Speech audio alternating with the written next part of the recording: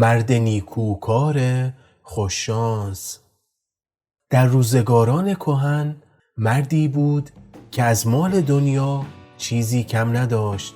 سکه های زر، گله گوسفند، اساسیه منزل و چیزهای دیگر. اما چند همسایه بد داشت که این همسایه ها تمام دارایی او را به غارت بردند و تنها چیزی که برایش باقی ماند یک گوساله بود. این مرد شخص با خدایی بود که هیچ وقت حق کسی را ضایع نمی کرد و تا آنجا که از دستش برمی آمد به دیگران کمک می کرد. ولی همسایه های او تا می توانستند در حق او بدی می کردند. یک روز این مرد تصمیم گرفت برای آخرین بار به همسایه های خود خوبی کند. اگر آنها خوب شدند که هیچ، ولی اگر رفتار آنها فرق نکرد این شخص هم مثل آنها رفتار کند. به همین خاطر به زن خود گفت: ما از مال دنیا چیزی برای ما نمانده، بیا این گوساله را هم بکشیم و همه همسایه ها را مهمان کنیم و بعد از آن هر شب مهمان یکی از همسایه ها باشیم. زن هم قبول کرد. گوساله را کشتند و با گوشت آن آبگوشت لذیذی درست کردند و همه همسایه ها را دعوت کردند. فردای آن روز رفتند و در خانه یکی از همسایه ها را زدند، اما همسایه که می دانست چه کسی پشت در است در را باز نکرد. آنها یکی یکی در خانه همسایه ها را به صدا در آوردند، ولی هیچ کس آنها را به خانه اش راه نداد.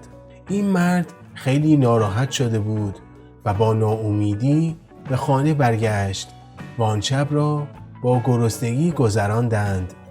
صبح روز بعد پوست گوساله را برداشت تا ببرد و بفروشد. در راه 3 مرد را دید که هر کدام یک کوله بار بر دوش خود گذاشته بودند و می رفتند. مرد نیکوکار طوری که آنها متوجه نشوند دنبال آنها راه افتاد. بالاخره این 3 مرد کنار چشمه‌ای نشستند و زیر سایه یک درخت به استراحت پرداختند. مرد نیکوکار پوست گوساله را از سنگ پر کرد و رفت بالای درخت تا ببیند اینها چه کار می کنند.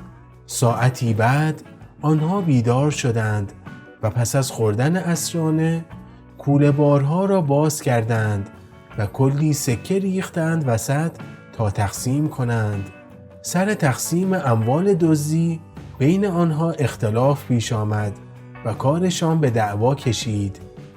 در حالی که 2 نفر از آنها با هم گلاویز شده بودند، سومی که ضعیف‌تر بود دست به آسمان برداشت و گفت: ای کاش خدا شما نارفیقان را سنگ کند.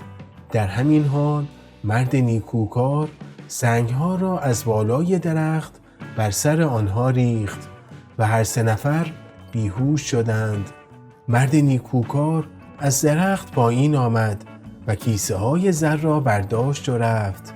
وقتی به خانه رسید متوجه شد که این کیسه ها و سکه های درون آنها همه مال خود او بوده که قبلاً دزدیده شده است.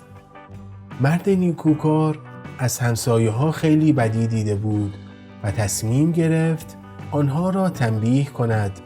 برای همین همه آنها را دعوت کرد و جلوی چشم همه سکه ها را ریخت وسط اتاق و گفت: ببینید پروردگار عالم چه نعمتی به من بخشیده است. همسایه ها که از حسادت خشمگین شده بودند به مرد نیکوکار گفتند: ای مرد، تو چه کار کرده ای که اینقدر ثروتمند شده ای؟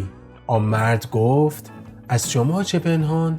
وقتی مرا راه ندادید من هم پوست گوساله خود را برداشتم و در شهر فروختم و در ازای هر تکه از آن 1 سکه طلا گرفتم.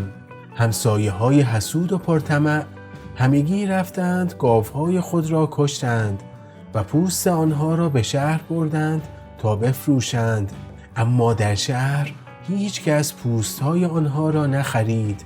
همسایه ها که خیلی عصبانی شده بودند تصمیم گرفتند خانه این مرد نیکوکار را آتش بزنند. مرد که پیشا پیش می دانست همسایه ها به سراغ او خواهند آمد، آن شب را با زن خود در یک کلبه کوچک در کوهستان سپری کرد. همسایه های خشمگین به محض رسیدن خانه آن مرد را به آتش کشیدند و آن را به تلی از خاکستر تبدیل کردند. شب بعد مرد نیکوکار آمد و خاکسترهای خانه خود را جمع کرد و راهی شهر شد. در بین راه وارد یک کاروانسرا شد که چند تا تاجر در آنجا بودند. یکی از تاجرها به او گفت: بار تو چیست؟ مرد نیکوکار گفت: اول بفرمایید شما کی هستید و اهل کجایید تا بعد من خودم را معرفی کنم. تاجرها گفتند: ما اهل فلان شهر هستیم و بارهایمان را از فلان آبادی خریده ایم. مرد نیکوکار فهمید که اینها اموال غارت شده او را با قیمت ارزان از دزدها خریده اند.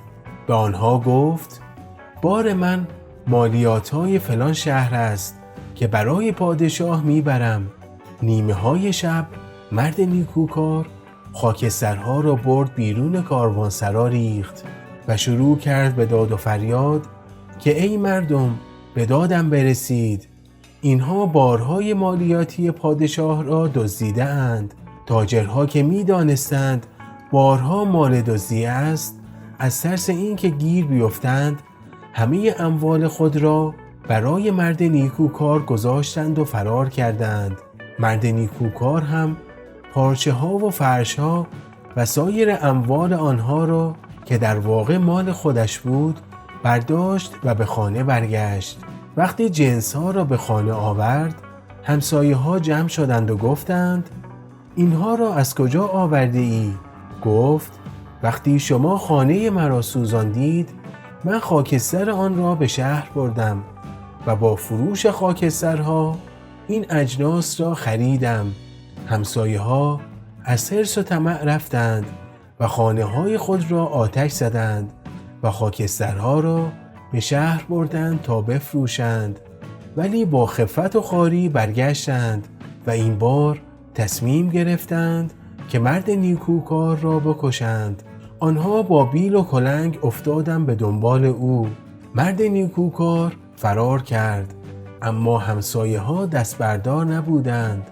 آن مرد رفت تا به یک رودخانه رسید که چوپانی در کنار آن مشغول گله چرانی بود. خوب که دقت کرد دید این چوپان همان کسی است که گوسفندهای او را دزدیده. وقتی نزدیک شد، چوپان که او را نشناخته بود گفت: کجا با این عجله؟ مرد نیکوکار پاسخ داد: میخواهند دختر پادشاه را به من بدهند، ولی من نمیخواهم.